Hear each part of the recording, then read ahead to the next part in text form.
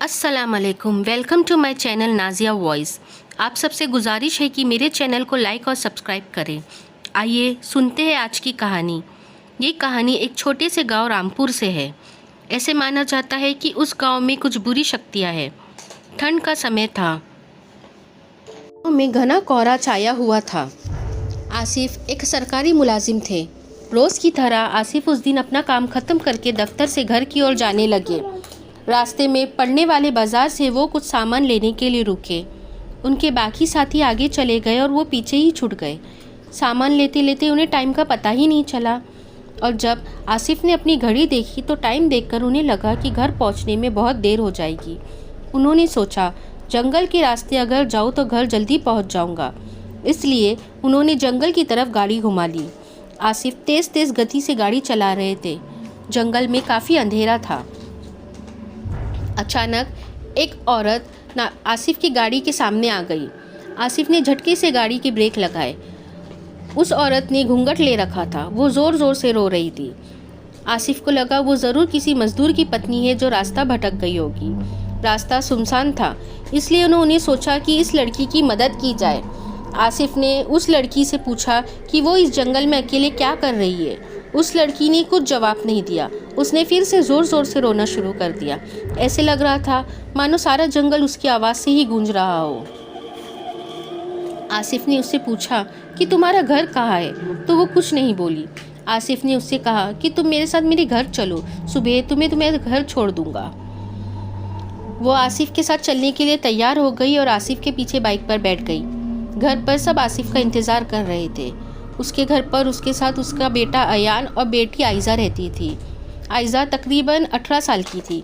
जैसे ही आसिफ की गाड़ी की आवाज़ आई, अयान और आयज़ा भागकर सहन में आ गए। आसिफ के पीछे से उतरते हुए उस लड़की को देखकर आयज़ा ने उसके बारे में अपने अब्बू से पूछा। आसिफ ने सारी बातें तफसील से बताई और कहा कि आज रात का खाना ये लड़की बनाएगी।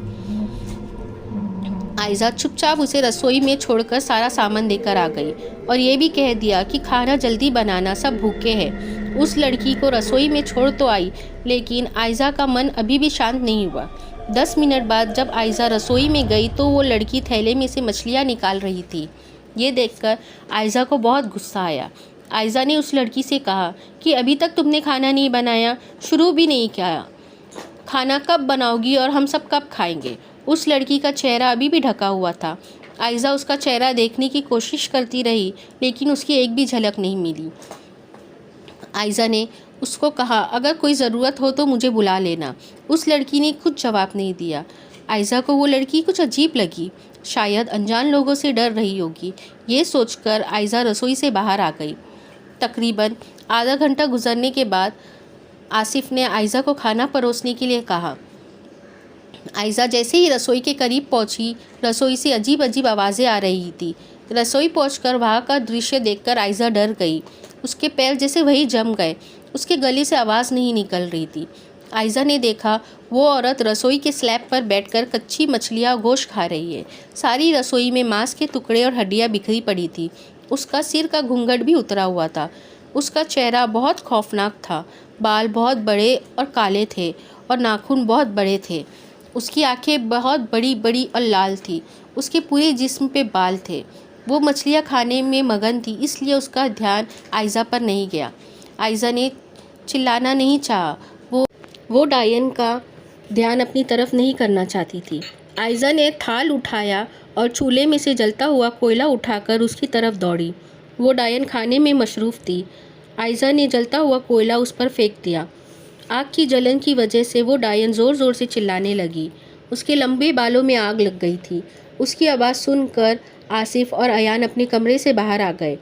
आसिफ ने तुरंत चूल्हे से एक जलती हुई लकड़ी निकाली और आयतल कुर्सी पढ़ते हुए डायन की तरफ करके उसे घर के बाहर सहन में ले आए।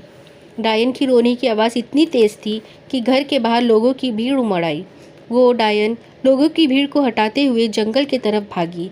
सारे लोग ये मंजर देखकर डर के मारे काँप रहे थे और साथ ही आयज़ा की हिम्मत की दाद दे रहे थे। अगर उस वक्त आयज़ा ने उस कोयले को डायन पे ना फेंका होता तो पता नहीं उन सब के साथ रात भर में क्या हुआ होता।